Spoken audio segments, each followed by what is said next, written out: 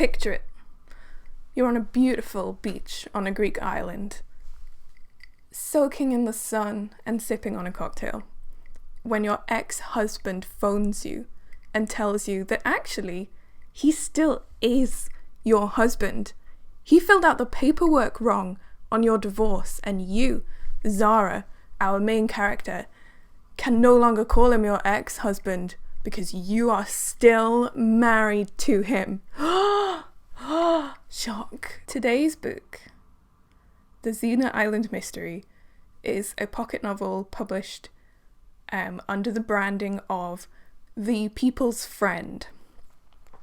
The People's Friend is also printed by DC Thompson, who do the My Weekly magazine and the My Weekly pocket novels, but this has an older target audience, which is exemplified by the fact that it is large print. The People's Friend magazine is like a fiction and a lifestyle magazine aimed at like older women, and it tells, it's like comfortable stories and like nice recipes and that kind of thing, just to like help you pass the time until you die. The People's Friend ones don't have like a little blurb, so they're always more of a bit of a like punt in the dark. It literally just starts. Like the My Weekly pocket novel ones, you get like you get a little blurb and a little bit about the author and stuff, but no, none of that in these. These ones just start.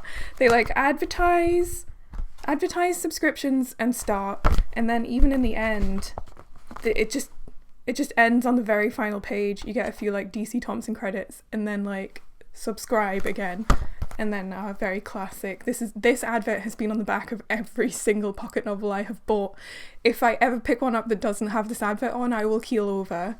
In Xena Island Mystery, our protagonist Zara has been sent to the Greek island of Xena to investigate a reclusive prima ballerina called Mertice Cho. While she is there, as I said, she gets a phone from her ex-husband saying, I didn't do the paperwork right and we are actually still married. And she's like, okay. What the fuck? And she's really pissed off about it, so he's like, can you come back to the UK so that you can sign this paperwork? And she's like, no, I'm working. If you want me to sign this paperwork that badly, you have to come here to the island of Xena. And her ex-husband agrees to this. He's like, fine, I'll come. But only because he's desperate to get remarried. He's like met someone else, and he's like, she has a really busy schedule. I will get onto this girl in a bit. But she has a really busy schedule. We've got a date. I really need you to sign this like in the next 2 weeks or whatever so that we can get married. So Zara and her ex-husband Owen honeymooned on the island of Xena. So it's like, oh, we are both returning to where we honeymooned. I do feel the need to point out, as somebody whose parents did divorce, it takes a very, very long time and it's annoying to sort out and stuff. And there is no way in hell that you could just like forget to check one box and it would mean that you weren't divorced. It's such a like laboured multi-step process that you like have to do. Like somebody would say to you while you were doing this, like, oh, you've missed this. And I just feel like one checkbox is not enough. It's not enough for your divorce not to be like legit, but apparently it is. For the purposes of starting this story, it is. My geography's really bad. So it wouldn't have surprised me if I was like, these islands are fictional, and then everybody was like, no, they're not, they're real, what are you talking about? No. So the book takes place on the fictional Greek island Xena. I kind of actually don't know why she couldn't have set this on just one of the existing Greek islands, because there's like nothing so out there that like happens that it couldn't just be on a real Greek island? Like, it has a twin island, but so that also means nothing. So, like, there's hundreds of Greek islands. Like, just pick one. The book is set on the entirely fictional Greek island of Xena, and it also has a twin island called Xylon. I always want to call it xylitol, but that is something from toothpaste. I don't even know where to begin with this. There's so much to talk about, and yet, like, nothing happens. Nothing happens in this book, and yet I have, like, so much I need to tell you. Okay, so we've got our main characters, Zara, and her soon-to-be ex-husband, Owen. Owen's new wife-to-be. Everything, the way that this author has written about her just makes me physically cringe. It's so bad. Never, ever, ever, ever do this. She's called Mossy. She's called Mossy Valentine. And she is a model. And she's from Africa. But I don't know where in Africa. It just says that she's from Africa. You know, that really, really small place. Africa. Blake, who has taken photos of African masks in Africa. You know, Africa, that vast continent. Mossy is from Africa and she is a model. But Owen also tells Zara that she wants to major in human rights. She comes from a small African village that doesn't even have running water.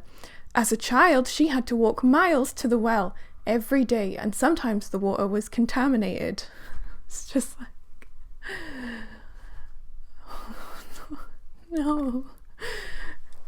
No, you can't just be like, she's from Africa. Where is she from? Is she from South Africa? Is she from Zambia? Is she from Ghana? Is she from, like, the Central African Republic? Is she from Egypt? Like, where is she from?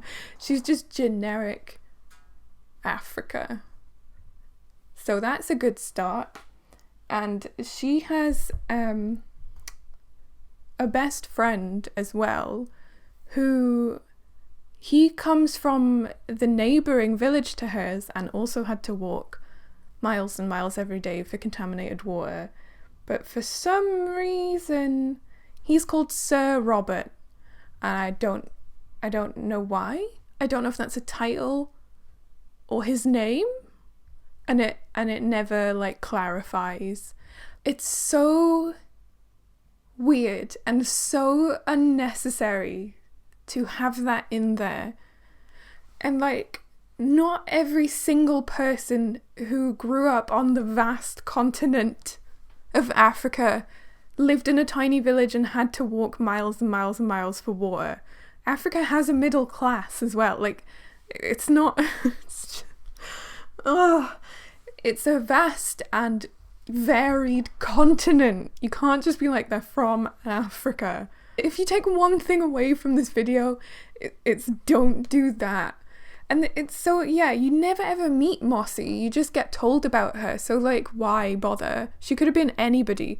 I think what it's supposed to be trying to do is, like, it's supposed to be, like, illustrating to Zara that she's, like, let a really good man get away because, like, oh, and he's dating a model. Why aren't you dating a man that can get a model? And also, she wants to be a human rights lawyer. She's intelligent and she's beautiful, and you've rejected a man that can get a woman like that.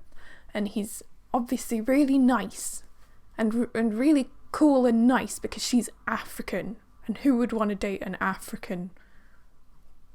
The reason Zara and Owen broke up is because one of Zara's best friends came to her and said, oh, you know, he made a move on me and he like cheated on her.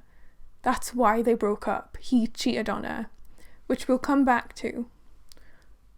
But like the whole way through the book is this like constant theme of like, look at the man you let go, Zara. Look at what you thought you were too good for.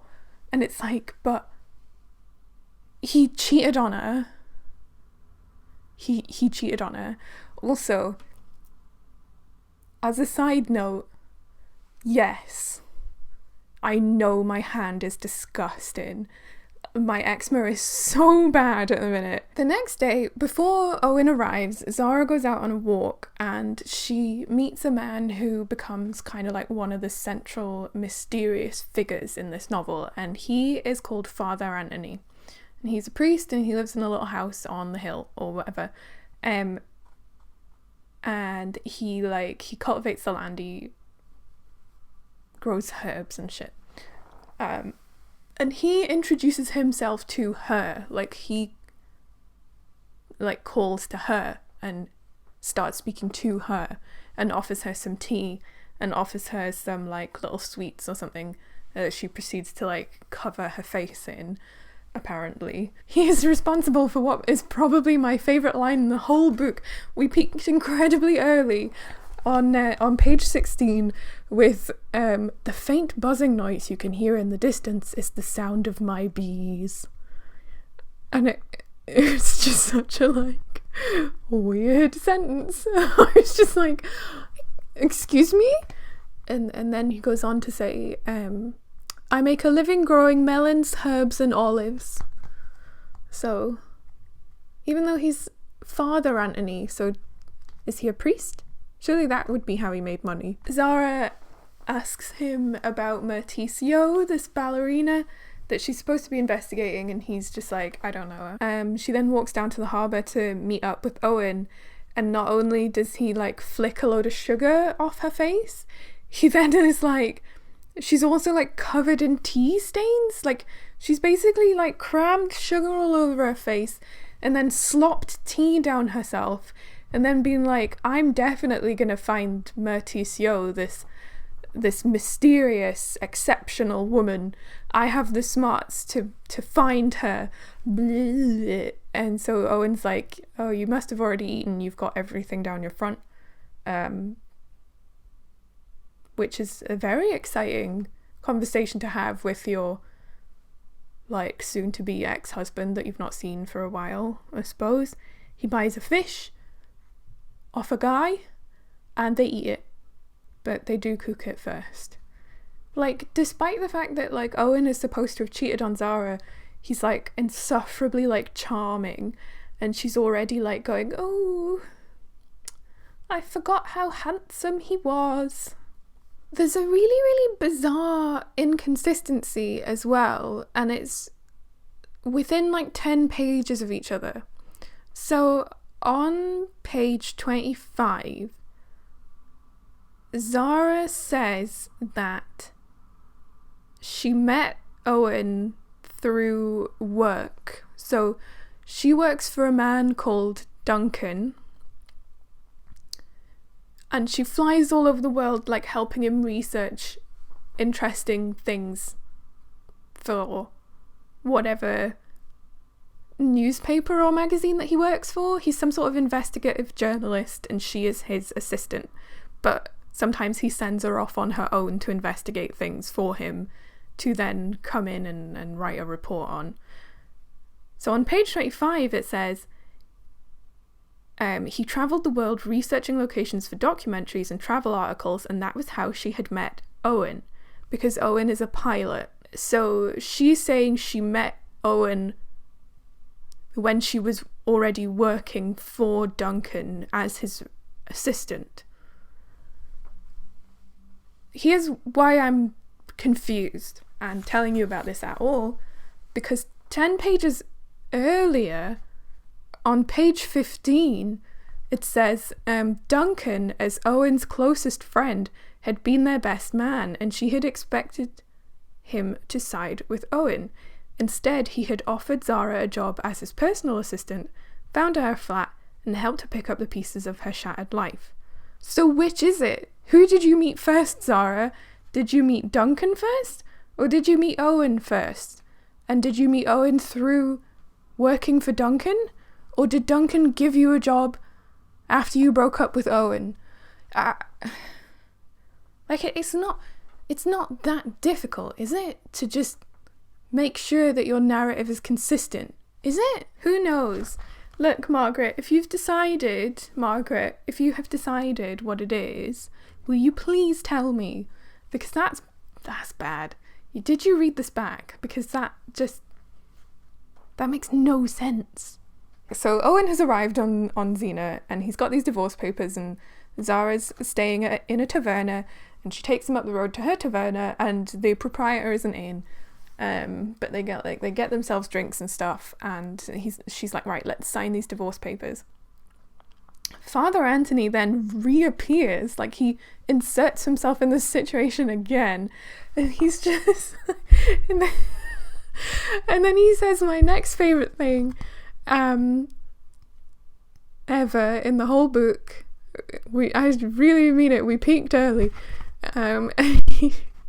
He comes in the taverna and he says, I've brought some fresh herbs and melons and olives.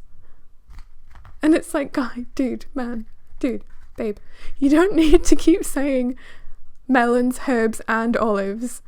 Like, you can't, on page 17 he says, I make a living growing melons, herbs and olives. And then on page 27 he says, I've brought some fresh herbs and melons and olives. It's like, I know what you do, Anthony. He sees that Owen has bought a fish for dinner, and even though he doesn't own the taverna, he's like, I'll cook it. And he cooks the fish for them all to eat in the establishment that is not his. And like, I know like we have this stereotype of like Greek people being laid back and stuff,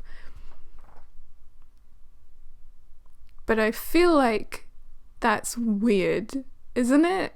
That's weird. You wouldn't just go into somebody else's like hotel, because it's like a little guest house. You wouldn't just go into somebody else's guest house and start cooking for their paying guests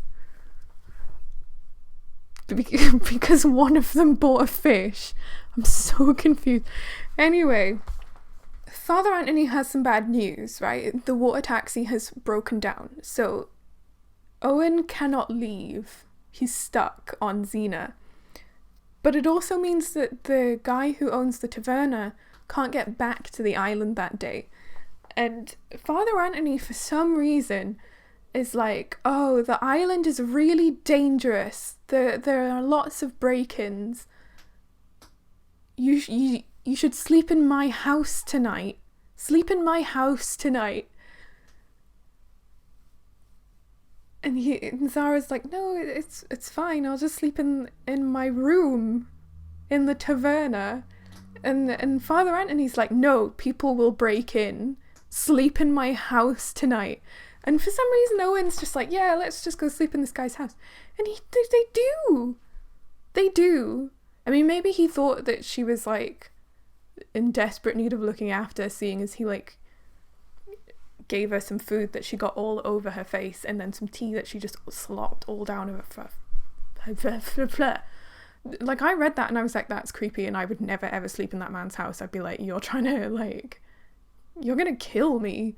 I'm gonna stay here. And he does like a lot of like logic gymnastics to like try and force her to like come and stay.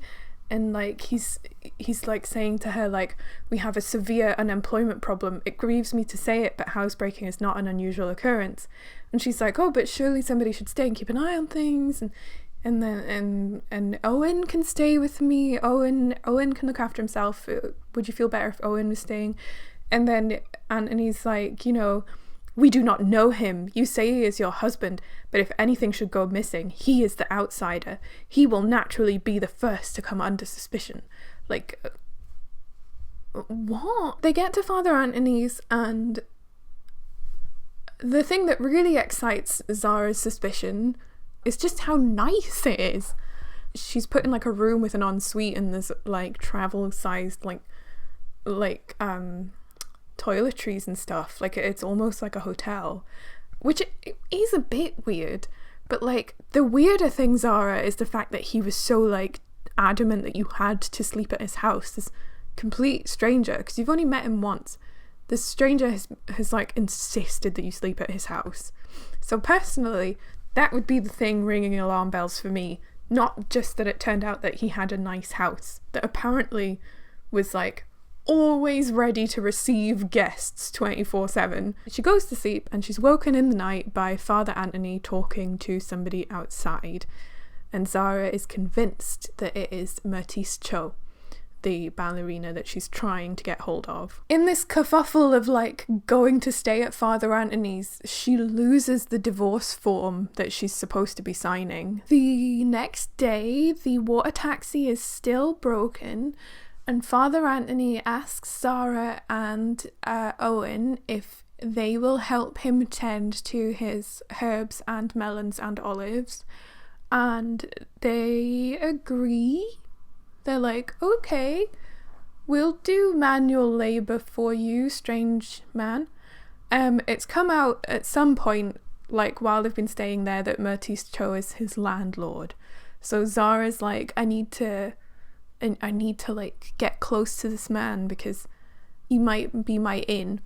But while they're like tending to the melons and the herbs and the olives, a man appears called Ned Tripp. And he's like acting really strange, and you know, he wants to like speak to Father Anthony, but Father Anthony like loses his shit. Up until this point, he's been like really calm and like nice, I guess, apart from the creepy "you have to sleep in my house."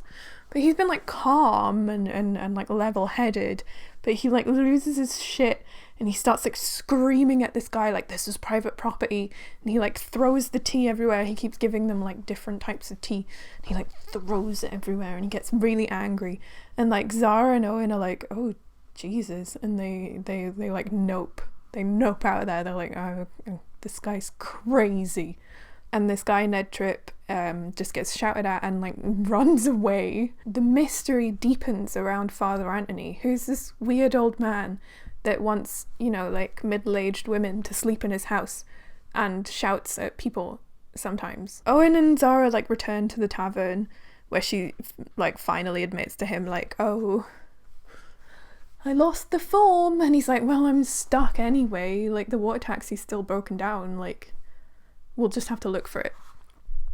But they start talking about Mertice Cho.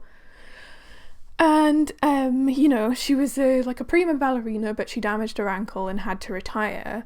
But then she had some, like, later controversy where, like, her husband was accused of fraud. And now she, like, financial fraud. And now she, like, lives as a hermit in, like, a really nice big house on the island. And nobody's really sure what happened, but her husband is dead. Like, he died of a heart attack or something, like right after the fraud scheme. So it's like, what happened there?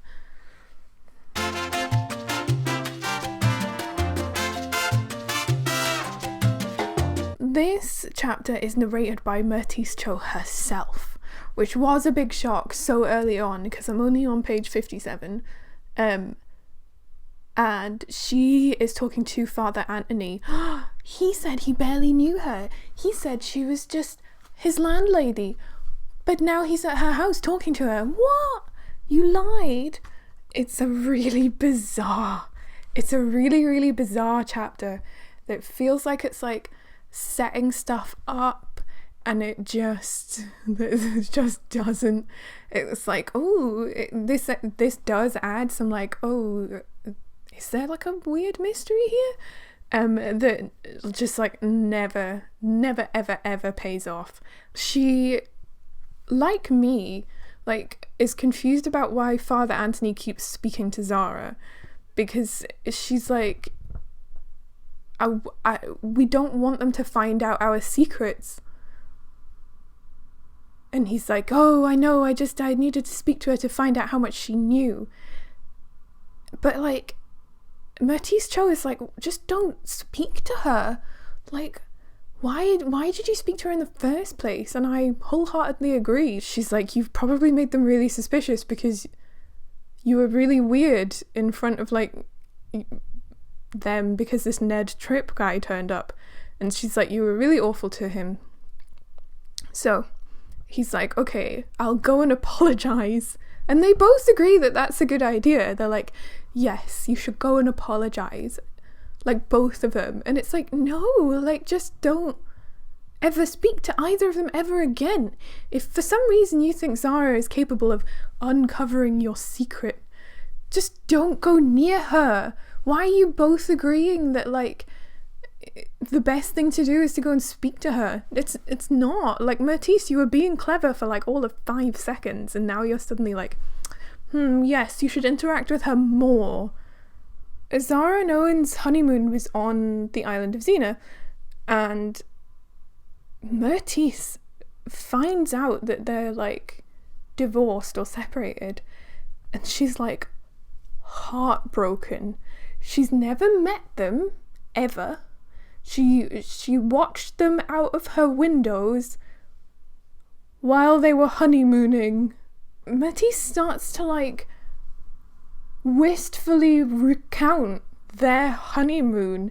She's like, they went for long walks and picnics and would be gone for hours.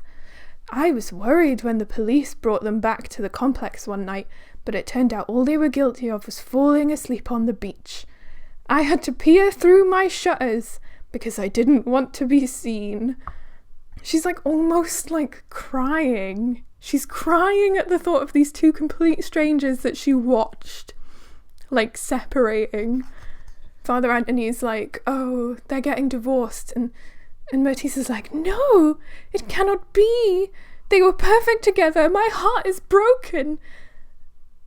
And she put a hand to her chest, the suggestion of tears in her eyes. 2 young people have fallen out of love. And it's just like, that's so creepy. My brain was trying to think, like, what is this plot gonna be? Like, what? Because there's some big secret. Maybe there's a weird cult on the island. And, like, you know, Zara and Owen have been chosen by this cult. And, like, the state of their marriage, like, reflects the state of the island. So when their marriage is going well, the island will flourish and be a paradise. And when their marriage is going badly, you know, like, there will be no fish and everyone will lose their jobs and the weather will be terrible and it'll be awful. So I was like, maybe this is what it is. And maybe Mertice Cho is some kind of crazy cult leader. And she, like, picks a married couple to sacrifice to the island every 5 years or something. I won't tell you what it is just yet, but, like, no. Father Anthony's like, I'm gonna go out and do something, I don't know, it's something laborious, and Mertice, like, cries out to him, like, remember your heart condition. And it was just like, oh my god. When we return to Zara and Owen, the water taxi is actually fixed, but Owen can't go just yet because they need to find the divorce form, so he's still kind of just kicking about. They need to find this form, but they never really, like, look for it. This story is so weird, and it's, like, such a non-story, and it's, like, amazing that there's, like, one word following on from another word, and it's a sentence that you, like, can read and it makes sense, but just, like, why would you want to? So Zara has gone up, she went for a walk, and she bumped into Father Anthony again outside his house, and he apologized to her for his outburst and was just like, I'm sorry, like, it's not like me. And even though she's still kind of a little bit wary of him, she agrees to help him tend to his herbs, just the herbs today. He gets, like, a little notification come up on his phone and he's like, oh, I have an appointment, I need to go, but I'll only be like 20 minutes, so you can just stay here and drink some tea and keep weeding my herbs. And Zara's like, okay. Ned Tripp makes a reappearance, looking again for Father Anthony. And he's acting really strangely.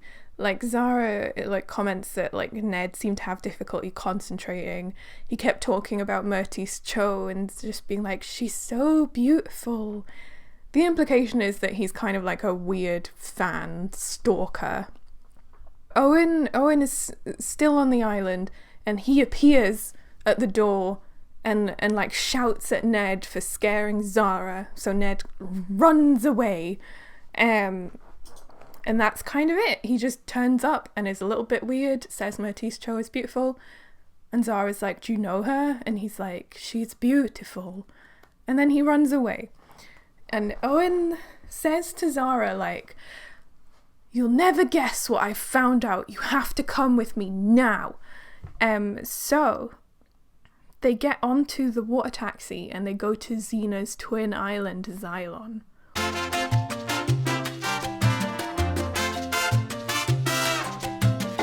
So on Xylon, Zoen has met up with an American guy. He's like made friends with him called Conrad. And he's married to a Greek girl who's from Xylon called Demi. And they get on the water taxi and they go to Xylon to talk to this Conrad guy because apparently he has information on Myrtis Cho and her husband, her dead husband. So far, the information that I had as a reader was that Myrtis Cho was a prima ballerina who damaged her ankle and retired, and she was married to a man called Yanis, and he was a financier and was accused of fraud, and in the middle of all of these like fraud proceedings, he died of a heart attack. That's the information that I had at that point as a reader. Owen is speaking to Zara as if like he's found out all this like really exciting like revolutionary information that'll change the game and like really help her. But I'm going to read out to you now like a chunk of their conversation, and I'm going to try and figure out what information is new, because when I read this the first time I was like, I'm pretty sure I knew all of this already. Yanis was a financier. He ran a fancy investment firm. It wasn't all it was cut out to be, and he was about to be arrested for fraud when he died unexpectedly of a heart attack. So that we already knew. Apparently, Yanis fled to the island to get away from the financial authorities. I'm not sure where he was previously based. I guess his career was global and he travelled a lot. His lifestyle probably contributed to his health issues. Okay, so we didn't know that, but that's conjecture mostly on Conrad's part, so it might be true and it might not. Zara asks when he died, and Conrad says, about 5 years ago. And then he says, you didn't know any of this? Zara shook her head. It's like, Zara, you did know this.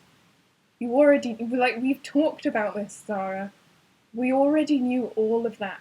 And the bits that we don't know are conjecture. I think this is the one thing that we didn't know. Myrtis inherited Yanis' substantial property portfolio, and for a while she was the subject of official inquiries.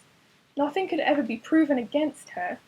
I believe the file on Yanis is still open, but investigations have been scaled down. So there you have it. If it's not clear from that, Conrad then says, like I said, she got the property, but not the money. So I guess that's new information, that she inherited all of Yanis' property, but none of his money. But, like, what does that mean? Yeah, that is new, but I wouldn't say that it's, like, exactly, like, amazing information that we had to get on a boat and go to a different island for. They have dinner with Conrad and his wife, Demi, and it gets really, really late, and they're like, the water taxi is done for the night, like, you can't get back to Xena. And they're like, oh shit, what are we gonna do? But for some reason, Demi and Conrad, they are also, like, set up like a hotel, and, like, have a cotton nightdress for Zara to wear, and have, like, like hotel, like travel size toiletries ready in an ensuite bathroom for her. So for the second time in this book, like a complete stranger has just been like, you have to stay at my house. You have to. You can't leave. The water taxi's done. You have to stay at my house. I am a normal person that for some reason always has basically a hotel room ready for you to sleep in. And Conrad and Demi would just like, oh, you two are married. And for some reason, Zara and Owen never correct them. So Zara's just like, oh no, we're gonna have to sleep in the same bed. But it's fine, like, Owen sleeps on like a sun lounger on the balcony. Throughout this whole book, remember that like Zara is like drooling over Owen like a schoolgirl, even though he cheated on her, and that's like a perfectly legitimate reason to break up with somebody. And it says like Owen's gravelly voice sent a tingle down Zara's spine. And it's like, dude, I like, it's so weird. It's such a weird message to be like constantly just like, you divorced him for a very good reason, but everybody is like being like, why did you leave Owen? He's great. He's wonderful. What did you leave him for? How could you let him get away? And Zara's like constantly finding herself at like the mercy of his charms and stuff. And obviously like I was under no illusion they were definitely going to get together again by the end of the book, because that is a prerequisite in all of these books. Like, if you want a book published either by The People's Friend or the My Weekly pocket novels, it has to have a romance element. And it has to be happily ever after or happy for now. And if it does not have that, it does not qualify and they will not print it. So I know that they're going to get back together, but it's just irritating to me that she broke up with him for like a perfectly legitimate reason, and everybody is just constantly being like, but he's so great. He's so great, and he's like just so charming, and she can't resist him, and his gravelly voice sent a tingle down her spine. And it's like, but what about her agency as a person? It really felt like when like a couple splits up for a perfectly legitimate reason, and old ladies who are massive gossips have no idea what the minutiae of that relationship was like, and they think that the man, they're like, oh, he's such a handsome and he's so charming, he's such a charming young man, oh, and they all fancy him a little bit, and they're like, I don't understand why she let him go, she should have given him another chance. And it like turns out that he was like cheating on her with a million other women, and they're like, oh, I wouldn't let him go, and they're like interfering and like telling you to like, you should get back with him. The next day, with all this new and vital and relevant information that they have, they return to Xena and they decide, like, Zara's like, I'm gonna go and speak to Father Anthony. And it's a good job she does, because she finds him collapsed on the floor in a heap. I can't find a pulse. Chapter end, I can't find a pulse. Owen starts like ransacking the place looking for a phone to call for some help. He can't find one. Zara is like putting Anthony, from the sounds of things when I read it, it sounds like she's just like wrapped him up in a rug.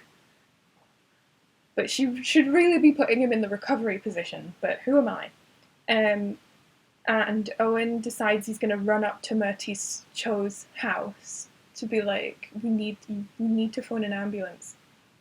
She's got a single guard dog, but Owen just throws rocks at it so he can run past it. So quite how that guard dog has been effective before this, I don't know. And I feel like if you are a recluse and you don't want anybody to like see you or find you, like a big gate and one single ineffectual guard dog, probably not going to do very much. But anyway, Ned Tripp appears again, and for some reason knows far too much. He's like, he's had an attack. Where are his tablets? He's on medication for an irregular heartbeat.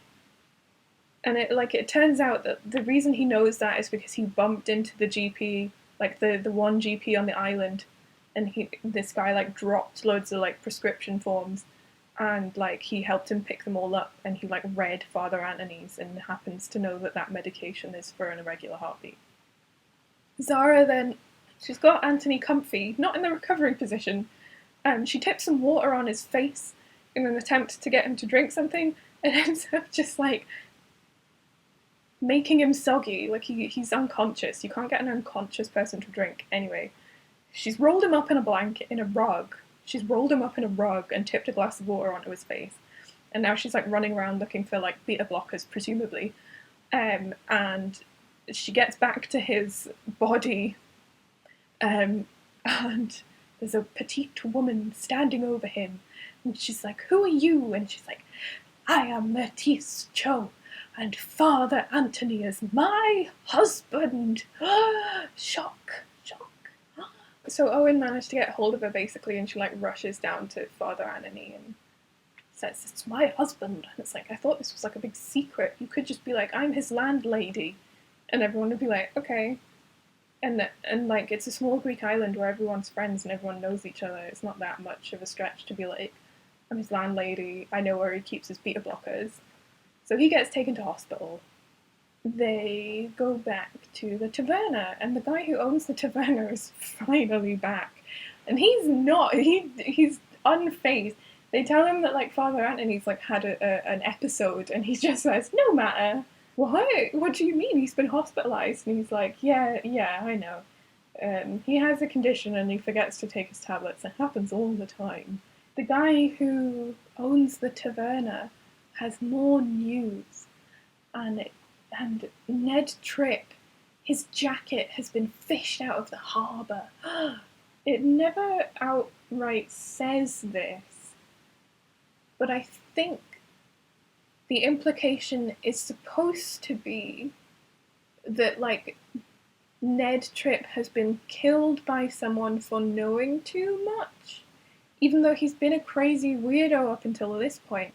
So I was just like, maybe he just fell. Maybe he just fell in the harbour and has died that way. But, like, Owen hears this and is like, "You're catching the next water taxi out of here now," to Zara, like she's a little girl. She's like, "No, I'm staying." And like the whole way through this book, all of the men are like, "Oh, you know Zara, she's really headstrong. She's such a strong woman," but in that way that like is really condescending, and you know that actually all of these men, what they really want to say is, "I find her annoying because she talks and she makes her own decisions." So yeah, I think the implication is supposed to be that you're supposed to think that Ned Tripp has been offed for knowing too much, but because it was like obviously around this like Father Anthony and Métis Cho characters who are weird, but not the like mafioso type. So I just assumed that he'd like fallen in and was like, "Wait, why is everyone so upset about this? Like, why does Owen think Zara needs to leave now? So you think she's going to get murdered?" She doesn't really know anything. She doesn't know anything. Well, that's not true. Métis Cho has just been like, "Father Anthony is my husband." But like, if you were trying to like really keep that under wraps, and if you were killing people for knowing that, you wouldn't just tell them. I'm so annoyed, you guys. I'm double annoyed. So, firstly, she's not called Métis Cho. She's called Métis Yo. So, whoops. I've been calling her the wrong name. Her name is Métis Yo, so I will call her that from now on. And if you're wondering why the sound quality dropped horribly for a bit, it's because my microphone decided to just not. Somehow, in the midst of all this confusion and in between like rolling up an old man in a rug and stuff, Zara found the missing like bit of divorce paper that they needed, and it turned out that like Father Anthony had like nicked it. Basically, he didn't want them to get divorced, so he stole the bit of paper. So Zara found it like on his kitchen table and took it with her, and she's angry at Owen for saying like, oh, you need to leave, you need to get off the island, you're in danger. So she like whips it out and she's like, I found it, and like signs it angrily and like gives it to him. And she's really upset and she's really sad about this, but so she goes for a walk. And the important part about this is the fact that she is wearing improper sandals. It's like a hilly kind of rocky area, and she trips over her sandals, her improper sandals, and the shoe flies off and she twists her ankle. That's what you get, Zara. That's what you get for being so headstrong and not listening to men. Men who know everything and just want what's best for you and think you should leave before you too turn up in the harbour. So she trips and she twists her ankle, and she just kind of sits on a rock and is like, well, now what am I going to do? I can't walk. And she's walked like hours and hours out of the village, out of the little town or whatever, the port town. So she's like, what am I going to do? And it starts to rain. And her saviour appears through the terrible weather. And it's Ned Tripp. He's not dead, which I remember not feeling very shocked about. She's like, please help me. Like, I've hurt my ankle. I can't walk. And he takes her back to the cave that he's been living in. But he's like, it's fine, I used to be in the army, so I can live in like the wilderness for weeks and weeks and it doesn't matter. And he's got this little cave set up.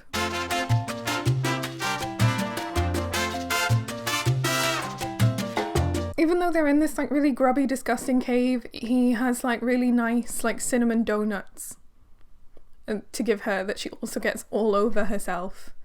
And like he makes her like a cup of tea and stuff. And like binds her leg up and things, because presumably being in the army you get like basic first aid training and things. And just another like moment of the book trying to sound like scarier and more interesting and more exciting than it actually is. Ned, he gives Zara her tea and she finishes her donut, and Ned then turns to her and says, you can't escape, I've laced your tea. And that's how that chapter ends. And it's just like, and like, that's good. Like, that's a good chapter end. Like, you can't escape, I've laced your tea. And that's exciting. But do you know what it turns out to be? He just put some like painkillers in her tea for her leg. So quite why he felt the need to be like really menacing, because she passes out.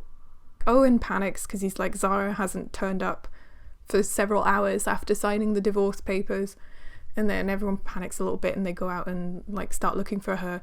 And when they find her, like, she's fine. Like, Owen's like ready to kill Ned Tripp because he's like, you bastard, what have you done to her? And she's just fine. And they're friends now. She's like, no, Ned rescued me. Ned looked after me. Ned didn't do anything wrong.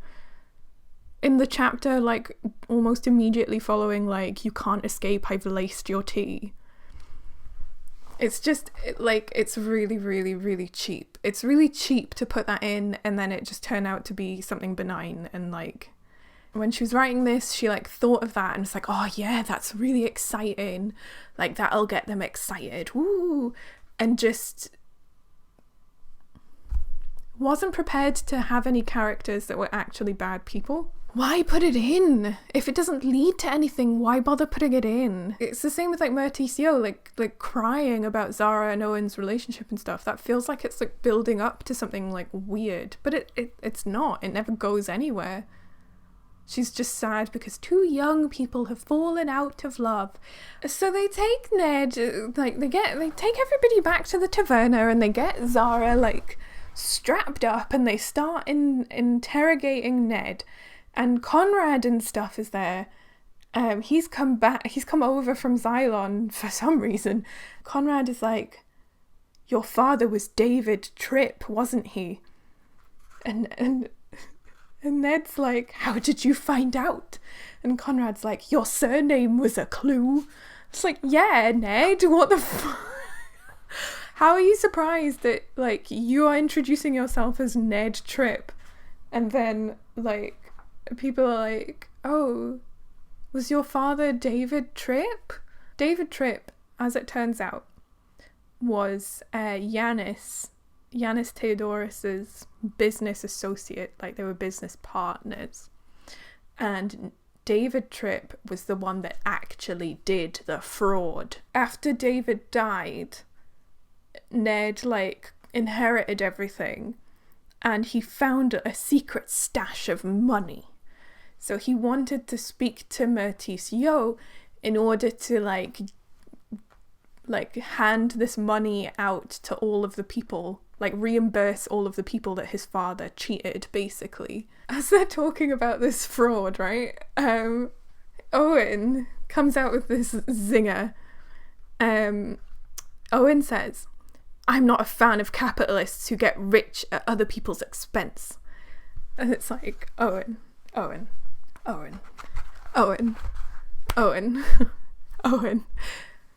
You are a pilot and you run a flight school. Now, it is incredibly expensive to learn to be a pilot, and lessons cost a lot of money. It just seems like really rich of somebody who, like, is in one of, like, a really top earning profession to be like, I hate capitalists. And it's like, Owen, you are a capitalist. You will have more money. Don't you own a flight school? You will have so much more money than most people. And I know that, like, it's not the same as, like, defrauding people, but there is no ethical consumption under capitalism. So, Owen, like, you're not really that much better.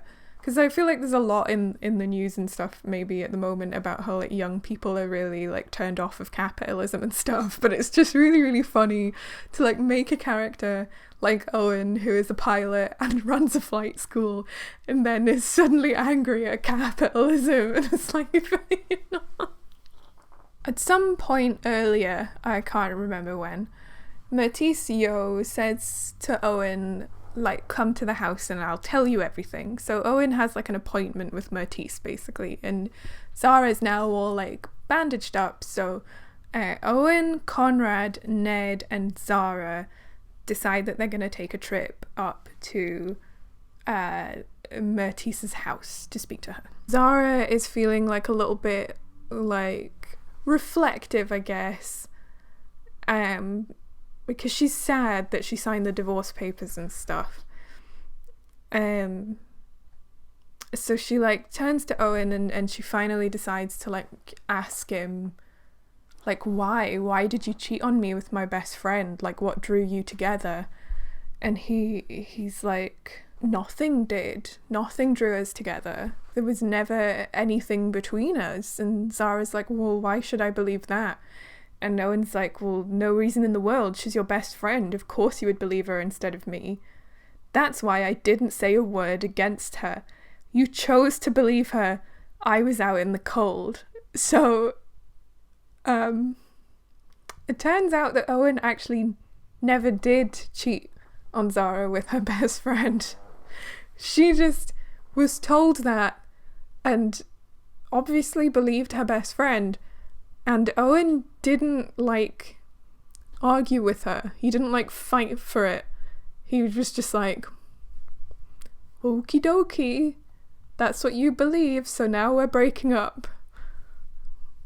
Are you kidding me?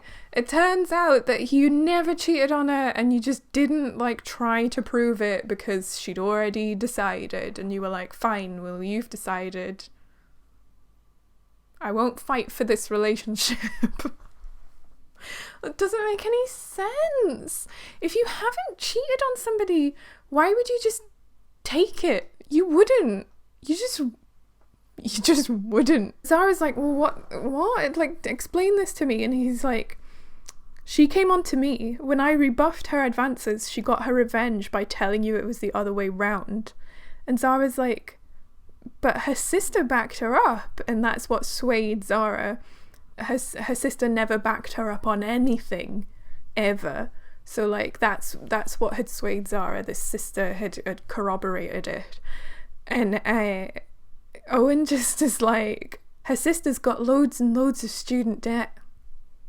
She's got loads of student debt, so for lying to you, she made a significant contribution to paying that off. The whole reason that Owen and Zara broke up is because Zara's best friend was like, yeah, like, your husband came on to me. And it turns out that it was the other way round. Zara's best friend came on to her husband and he said no. So to get revenge, she like ruined her best friend's marriage and was also willing to like pay thousands and thousands of pounds in order to do that. Nobody would do that. Nobody would do that. You just would. It's not. No. I did wonder how they were going to kind of like resolve this. And as I was reading it, I was like, it's going to turn out that he didn't cheat on her. And it was like some misunderstanding or something. I don't have the words to express how bad a plot point that is. Like, it's not. Like, that's not a believable motivation on Zara's friend's part or on Owen's part. So anyway, they kiss. Zara's like, oh, and like falls into his arms and they kiss and stuff and they're back together. That's it. Just have her meet somebody on the island and fall in love with him. Like, why are you making this so difficult for yourself that you have to write this ridiculous like loop-de-loo reason that actually Owen is a nice guy after all? It made me so angry. It made me so angry reading it, because I felt like Zara had been being like gaslit the whole way through, with people being like, oh, but Owen's so nice, and then like, and her just being like, oh, I can't resist his charms even though he's a scumbag, and then it just, no. And yeah, Zara's like, but what about Mossy? And Owen's like, oh, it's like, you wanted to marry her. You wanted to marry her. And then it turns out that Mossy's got married to Sir Robert anyway. Remember him? Owen just shrugs, is like, no big deal. She's got married to Sir Robert and I'm still married to you. Because he shredded up the paper that she signed, so... Like, what, Owen, what if you hadn't got back together and you had just shredded up a bit of paper that Zara had signed, like, for your divorce, and you never actually got back together? Like, how angry. Zara would be so angry if she found out in, like, 20 years' time that you actually hadn't done the divorce properly again. I still think Owen is a scumbag. Like, my mind has not been changed by this information. I still think he's a bit of a scumbag. He seems like really manipulative, to be honest, but he hates capitalists. They have their wee kiss, and then everything's ready and they can go inside and they can speak to Merticio and Father Anthony. But Conrad is like, no, let me introduce you. And Zara's like, no, I've already met Father Anthony, like, I know who he is. And Conrad's like, no, you don't. You haven't been introduced to Yanis Theodorus. And he like points to Father Anthony, and Zara is so shocked by this that she goes white as a sheet and nearly faints. Father Anthony, I'm just going to keep calling him Father Anthony. Anthony is like out of hospital now and like propped up, and everybody's like ready to talk. But like attention turns to Ned Tripp initially, and Merticio, like quite rightly, is like, why were you stalking me? And Ned Tripp's like, I wasn't, but you were.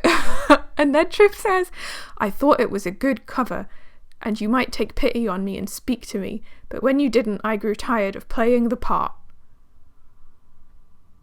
And everyone like goes around the circle and they're like, I'm good with that explanation. And it's like, I'm not. Like, why? Why would anybody come to the conclusion that pretending to be a crazy stalker would induce somebody to speak to you? Like, no, like you would just... You haven't done anything wrong, right? You, Ned Tripp, you are not the person that did the big fraud. So you haven't done anything wrong. and you found all of this money and you want to give it out to the people that like your father defrauded. The logical thing is not to be like, I'm going to pretend to be a stalker and continually trying to break into this woman's house. That will get her to speak to me. She'll listen to what I have to say then. That doesn't make any sense. Father Anthony's like under a blanket, even though presumably it's really warm on this Greek island, but he's under a blanket and he's like recovering. And they start like asking him like, okay, well,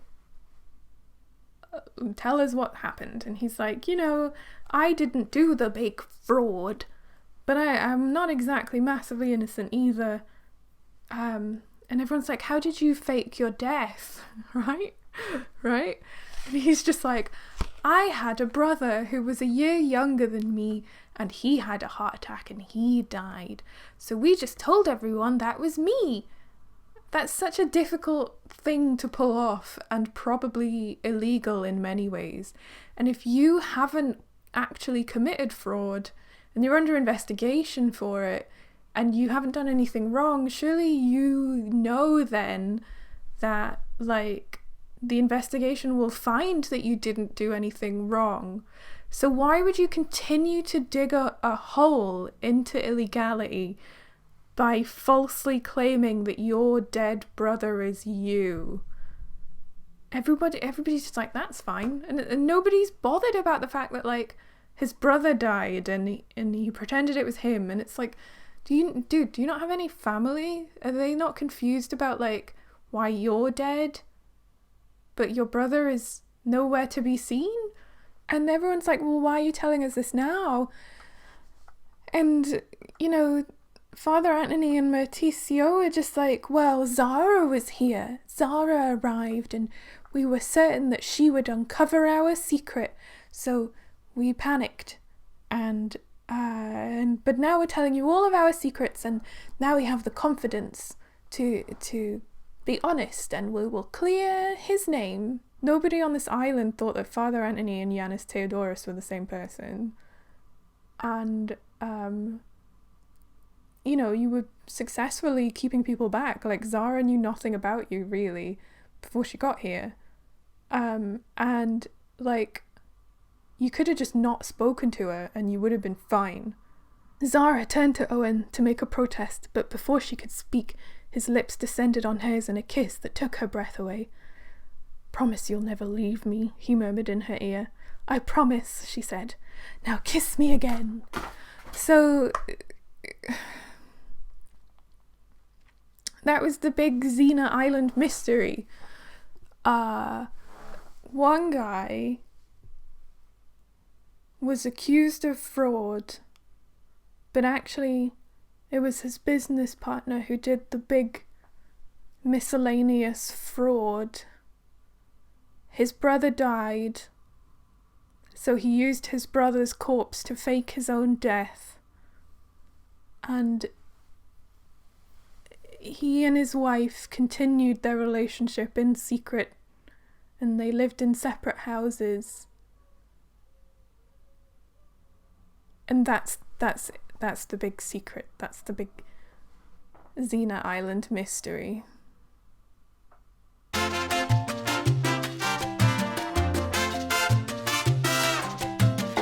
So I have some thoughts. Firstly, what was that? What was the story? The big mystery was just miscellaneous fraud. Every single person they met was so invested in their marriage, and it's like these guys honeymooned on this island and they were here for maybe 2 weeks. Mertizio is crying about the idea that they will break up, and everybody that they meet is like, you should be together, you obviously should be together. It was just really bizarre to me that their marriage meant so much to everybody else. It was really weird, and obviously that's how I got that maybe there's a weird cult on the island feeling, because everybody was being so weird about it. There was no story. That's really exemplified by the bit where they go to Xylon because Owen has found out all this new information from a guy, and he's like, you need to tell Zara what you told me. And we don't really find out anything new. Weird choices with like Ned Tripp being like, you can't escape, I've drugged your tea. And it turned out that he did not have like nefarious intent at all. He just gave her some painkillers for the ankle that she'd twisted. And like, that fits in with his like weird stalker persona, I guess. But he's not a weird stalker. He's just putting it on because for some reason he thinks that that will induce Merticio to speak to him. Why does he continue that behaviour for Zara, who doesn't know Merticio? It was just kind of like, I read it and I was just like, yeah, so what? There's nothing here. And Zara, I didn't hate her, but I didn't like her. She was just kind of there. She had a lot of stuff happen to her, but she wasn't like the driver of her own story or anything. And like I said earlier, I don't like Owen. He's not a likable character. He's not somebody that you're like rooting for. And at no point through this book was I like, I can't wait for them to get back together, because they're obviously perfect for each other. They didn't have any like real chemistry or anything. And obviously, like, as a reader, I'm working on the information that like he's cheated on her. So I'm like, that's fair. Don't take him back. He's a scumbag. And then like, why did he not say like, I didn't cheat on you? Why did he not stick up for himself? Why did he just give up? Like, everybody's having a go at Zara for like giving up on Owen, and like the implication is like, oh, I can't believe you've let this amazing man go. But in actuality, she was told some information from somebody she trusted, and he never argued with her. He just said, okay, okie dokie. In doing some of my research for this, I did find reviews for some of the like People's Friend annuals and stuff that they put out. And one lady did say, like, I buy these for my mum every year. She, you know, she's very infirm and she's lost a lot of cognitive function. So, you know, she finds the easy plots like great. They're great. She can follow them. The larger print is great because she can read them.